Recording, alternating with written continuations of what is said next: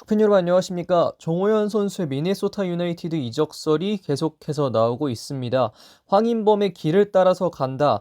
이 미네소타 유나이티드를 시작으로 황인범처럼 이 유럽에 진출하는 그런 계획을 가지고 있다는 이야기가 계속해서 나오고 있는데요. 이 이적설에 대해서 한번 다뤄보도록 하겠습니다. 자, 일단 이적설 정리부터 한번 해보도록 하겠습니다. 상황 정리를 해보자면 정호연 선수가 메이저리그 사커 미네소타 유나이티드와의 이적설이 있는 상황인데요. 일단 시작부터 생각을 해보면 정호연 선수는 이적 시장마다 뜨거운 감자였습니다. 아시안 게임에서 금메달을 획득하면서 군 면제도 받았고 2022년에는 셀틱으로부터 또 오퍼를 받으면서 정호연 선수를 원하는 팀은 굉장히 많았다고 이야기를 할 수 있겠는데요. 하지만 정호연은 이정효의 남자였습니다. 이름도 비슷하네요.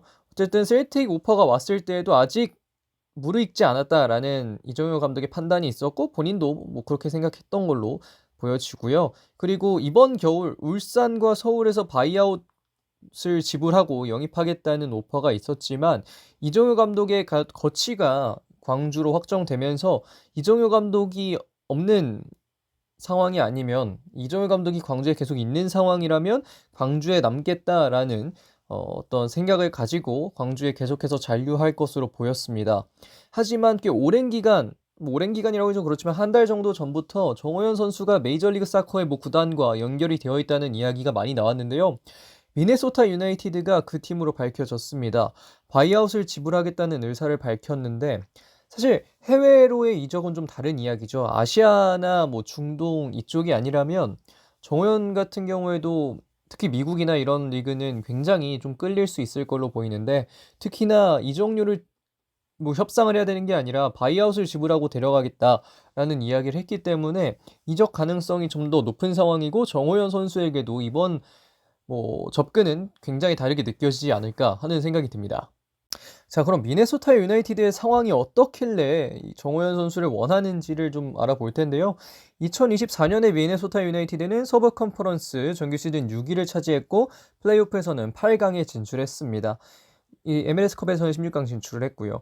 사실 좋은 성적이긴 합니다. 나쁘지 않은 성적이고 미네소타가 빅마켓이 아니라는 걸 생각해 보면 꽤나 괜찮은 성적인데 상대적인 개념입니다. LA가 이 서부 컨퍼런스에 있기 때문에 어쨌든 이런 점을 생각해 보면 미네소타도 안 좋은 성적을 냈던 건 아니다. 물론 돈 많이 쓰긴 하지만 이렇게 봤을 때 절대적인 중원의 숫자가 좀 부족합니다. 미네소타 유나이티드는 지난해에도 그랬고 올해에도 아직까지 스쿼드를 보면 그런 상황인데 주전 3명, 이따가 소개해드릴 주전 3명을 제외하면 로테이션 자원이다라고 생각할 만한 선수는 수비형 미들의 한 명입니다. 그 선수마저도 센터백으로 뛰는 시간이 좀 길었고요. 다른 선수들, 특히 이 트랜스퍼 마크트를 확인하시는 분들이 많을 텐데 거기에 참고를 하더라도 이 중앙 미드필더로 나오는 선수들이 주 포지션이 중앙이 아닌 경우가 좀 덜어 있습니다. 특히 이 램지 감독이 기용할 때 다른 포지션으로 기용되는 경우가 많았기 때문에 이 보이는 것보다도 절대적인 중원의 숫자가 좀 부족하다는 것을 알 수 있는데요. 이 미네소타 이적 시장의 어떤 미드필더에 관한 접근은 이전부터 좀 잘 나왔습니다. 1월 중순이죠. 지금도 중순이긴 합니다만 조금 더 이전에 이 츠르베나 즈베즈다, 서령우의 츠르베나 즈베즈다의 공격형 미드필더 루카 일리치 선수에게 150만 유로에 그리고 50만 유로의 옵션을 더해 총 200만 유로 오퍼를 냈습니다. 즈베즈다에. 하지만 이 즈베즈다가 그걸 받지는 않은 상황인데요. 한 살 어린 정호연은 절반 가격이 영입이 가능하기 때문에 이 미네소타 입장에서는 정호연 선수가 꽤나 끌리는 자원이었다고 할 수 있겠습니다. 물론 유럽에서 보여준 지점은 좀 부족하지만 K리그에서도 보여준 것들이 있기 때문에 정호연 선수에 대한 미네소타의 관심이 있을 수밖에 없었는데요. 에릭 램지 감독의 스타일이 중원에 3미드를 사용을 하고 있습니다. 수비형 미드필더 1명, 중앙에 2명. 이게 5백을 쓸 때도 있었고 4백을 쓸 때도 있었고 주로 4백을 쓰지만 그런 상황이었기 때문에 어쨌든 3미드는 계속해서 유지가 된다. 4백을 쓰든 5백을 쓰든 그런 상황에서 이 중원의 숫자는 어느 정도는 필요했고 그러면서 정호연 선수에 대한 니즈가 커진 것으로 보입니다. 자, 그럼 앞에서 말씀드렸던 대로 현재 미네소타의 주전 중원 조합을 좀 소개를 해드리도록 하겠습니다. 일단 수비형 미드필더는 윌 트랍 선수입니다. 31경기 동안 한 골과 한 개의 도움을 지난해 기록했는데요. 120만 유로의 시장 가치를 보여주고 있습니다. 윌 트랍은 미국 국가대표팀 주장 출신입니다. 정기적으로 길게 주장을 했다기보다는 특정한 기간 동안 이제 주장을 맡았었는데요. A매치 총 20경기 출전을 했었습니다. 이게 2019년이 마지막이었고요. 미네소타가 2017년부터 메이저리그 사커에 가입했는데 그 이후로 팀 역대 출장 4위를 기록하고 있고요. 이 선수 신장이 큰 선수는 아니지만 굉장히 파이터형 스타일의 수비형 미드필더입니다. 개인 수비가 상당히 좋고 이 선수가 특히 팀의 주장을 맡았었고 이번에는 이 막스웰 선수가 주장을 맡았지만 윌트랍도 부주장 내지는 계속해서 완장을 차고 나왔던 만큼 리더십이 좋기로 정평이 난 선수인데요. 이 선수 같은 경우에는 또 굉장히 저돌적인 스타일이고 수비하는 과정에서 과감한 스타일이기 때문에 물론 정호연과 아주 포지션이 같지는 않지만 윌트랍 선수가 미네소타 중원에서는 굉장히 중심을 잘 잡아주고 있습니다. 다음으로 중앙 미드필더는 31번 하사니 도슨인데요. 이 선수는 33경기 나서서 5골과 4개 도움을 기록한 선수입니다. 350만 유로의 시장 가치니까 현재 중원에서는 가장 높다고 볼 수 있겠는데요. 이 선수는 23세 이하 대표팀 출신의 멀티플레이어입니다. 중앙 미드필더, 왼쪽 윙어, 오른쪽 풀백까지 다양한 포지션 소화할 수가 있고요. 팀 역대 출장 2위에 위치해 있습니다. 공격적으로 굉장히 뛰어난 선수고요. 탄탄한 피지컬로 밀고 들어가는 힘이 있습니다. 이게 공격 포인트가 많아서 공격적으로 뛰어나다는 게 아니라 한 번에 또 밀고 들어갈 때의 그 스피드와 파워가 있기 때문에 이런 지점에서 좀 강하다는 이야기를 하는 거고요.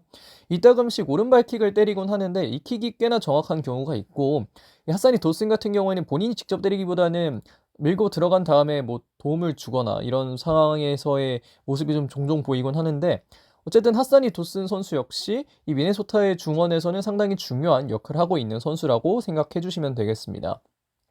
자, 마지막으로 공격형 미드필더 내지는 중앙 미드필더를 보는 로빈 루드 선수입니다. 36경기 나서서 8골과 13개의 도움을 기록한 200만 유로의 시장가치 기록하고 있는 선수인데요. 핀란드 대표팀의 현역 국가대표입니다. A매치에서는 총 74경기 6골과 11개의 도움을 기록했고요. 팀 역대 출장 3위에 기록하고 있습니다. 공격형 미드필더, 중앙 미드필더, 오른쪽 윙어를 시즌 내내 오가면서 뛰었고요.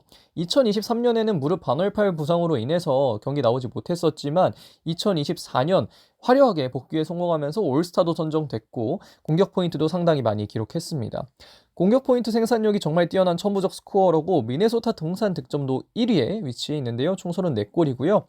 루드 같은 경우에는 약간은 좀 이청용 같은 느낌도 있다고 생각해 주시면 되겠습니다. 물론 나이 차이도 있고 하지만 이 선수가 윙이 주 포지션이고 대표팀 가서도 윙을 보고 팀에서도 윙을 종종 보는데 어느 정도 나이가 쌓임에 따라서 중원에서 약간 축신 메타로 경기를 하는 경향도 있다는 거, 그런 지점에서는 울산의 이청용이 울산에서 활용되는 방식을 좀 떠올려 보셔도 좋을 것 같고요. 이렇게 3명의 선수가 현재 미네소타 주전 중원 조합이라고 얘기를 드릴 수가 있을 것 같습니다. 자, 그럼 마지막으로 이적 시 정호연 선수의 시즌이 어떻게 흘러갈지를 좀 예상을 해볼까 하는데요. 이게 예상이라기보다는 좀 응원에 가까운 페이지인 걸 많은 분들이 아시겠죠. 대한민국의 중앙 미드필더 179에 68, 피지컬이 나쁘지 않은 정호연 선수는 2024년에 42경기 7개의 도움을 기록했습니다. 리그와 아시아 챔피언스리그 엘리트 모두 합한 기록이고요. 활동량이 많고 공격 기여도가 높은 선수입니다. 공격 국면에서 볼 순환에도 도움을 줄 수 있는 선수고요. 사실 기록은 42경기 동안 7개의 도움으로 딱 보면 공격 포인트가 이렇게 많지 않은데 공격적으로 뭔가 한다는 건가? 라는 생각을 좀 하실 수도 있을 거라고 생각하는데 이 정호연 선수는 기록에서 보이지 않는 공격에 대한 기여도가 상당히 높습니다. 탈압박도 어느 정도 할 수 있고요. 탈압박 이후에 공을 뿌려주는 것도 할 수 있고요. 물론 그것이 직접적인 A패스로 계속해서 이어지느냐, 파이널 서드에서 계속해서 이어지느냐 이런 거에 대해서는 경기를 좀 뜯어서 봐야 하겠지만 이 정호연 선수의 전반적인 플레이 스타일을 설명드릴 때는 기록보다는 경기에서 조금 더 이 선수의 영향력이 잘 보인다는 이야기를 드릴 수 있을 것 같습니다. 다만 이제 팀에 들어갔을 때 어느 정도의 경쟁은 좀 필수적인 부분이라고 생각하는데요. 앞에서 보여드렸던 3명의 선수가 모두 뛰어난 선수들이고 로빈 루드를 오른쪽으로 다시 돌려버린다면 상관이 없겠지만 윙포워드 뎁스가 어느 정도는 있는 상황이라 이건 좀 지켜봐야 될 것으로 보이고 어떻게든 정호연에게 기회가 주어졌을 때 능력을 보여줘야 할 것으로 보입니다. 그래도 정상빈 선수의 존재가 적응에 큰 도움이 될 것으로 보이는데요. 특히 울산으로의 이적이 살짝 어려워져 있는 정상빈의 상황에 정우영 선수와 함께 간다면 또 이 두 선수 모두에게 긍정적인 효과가 있을 것으로 보이고 영어 소통을 잘할 수 있도록 본인이 좀 노력을 해줬으면 좋겠고요. 좋은 타이밍에 기회가 왔으니까 이 점을 잘 잡아서 정우영 선수가 본인만의 커리어를 잘 만들어 가기를 바라는 마음이 있습니다. 2000년생으로 이제 26살의 나이니까요. 정우영은 앞으로 보여줄 것이 상당히 많기 때문에 이번 시즌에 뭐 적응기라고 하더라도 뭐 본인이 잘 적응해서 뭐 기록보다도 본인이 할 수 있는 것들을 좀 많이 보여줬으면 하는 바람이 있습니다. 자, 그래서 여기까지 정호연 선수의 미네소타 유나이티드 이적설에 대한 이야기를 좀 해봤습니다. 황인범 선수의 길을 따라서 가겠다는 어떤 생각도 있는 것 같고 여러 가지 생각이 있는 걸로 생각되는데요. 특히 MLS는 차츰 더 뭐라고 할까요? 그 위상이 높아지고 있는 리그인 만큼 정호연 선수가 어느 정도 잘만 적응을 한다면 좋은 결과가 차후에도 계속해서 있을 것으로 보이는데 아무쪼록 좀 신속하게 처리가 됐으면 좋겠습니다. MLS도 올해 개막은 좀 이를 예정이기 때문에 정원 선수가 빠르게 가서 좀 적응을 할 필요가 있을 것 같고 뭐 이적 과정이 좀 순조롭게 풀렸으면 하는 바람이 있습니다. 자, 그러면 이번 영상은 여기까지 하겠습니다. 고맙습니다.